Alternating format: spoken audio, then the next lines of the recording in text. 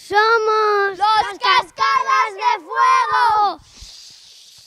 ¡Los Supercracks! Hola, buenos días. Estamos en cascadasdefuego.com. Te vamos a hacer 3 preguntas. A ver. ¿Cuántos habitantes tiene el municipio de Valencia aproximadamente? ¿De dónde viene el nombre del barrio del Carmen? ¿Cuál es uno de los edificios más característicos del barrio? 898.074. Yo diría que de la iglesia y convento del Carmen Calzado. El mercado central. Correcto.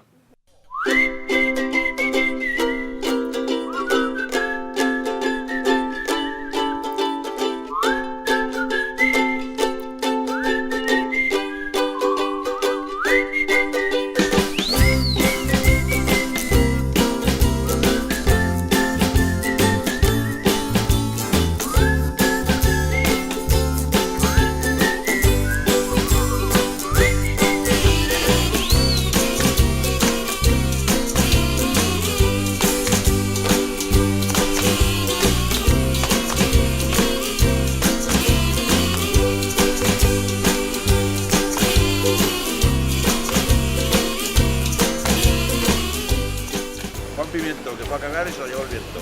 El Miguelete es la torre que está junto a la catedral, que es el campanario de la catedral. Van 2 y cabo el tete. Los zombies han invadido la ciudad llena de felicidad porque estamos en Navidad. Hola, buenos días. Estamos entrevistando aquí a 2 zombies que han llegado. Bueno, ¿por qué habéis elegido como destino Valencia? Porque Valencia mola mucho.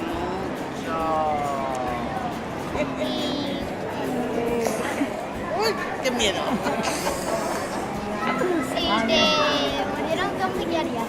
Si me mordiera, ir al ambulatorio. Pero los zombies creo que no muerden.